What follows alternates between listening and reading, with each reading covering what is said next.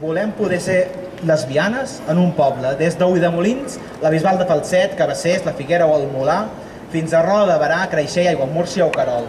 I no ser marcades pel carrer en ciutats i viles com Valls, Reus, Tarragona, Torredembarra, Cambrils, Salou, Montblanc o Falset. Volem ser gais que no han d'anar a les grans ciutats per poder lligar. Volem tenir tanta ploma com vulguem, a tot arreu i a qualsevol hora.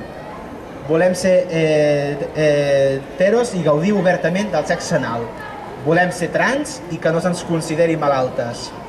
Volem relacionar-nos lliurement sense un model únic de relació o de família. Volem no pertànyer a ningú.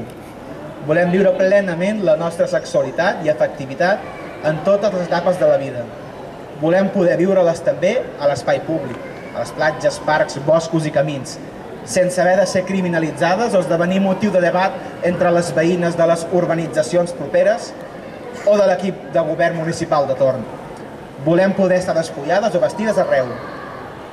Exigim, doncs, que la lluita contra la homofòbia avui sigui també una actitud crítica cap al negoci de l'euro rosa i les dinàmiques de consum i estereotips que imposa el capitalisme.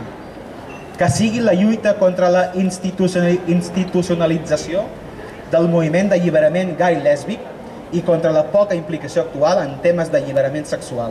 I, com és evident, contra la institució catòlica i la resta d'institucions religioses que deixen les paraules de l'arquebisbe inquisidor de Tarragona, Jaume Pujol, en una pura anècdota.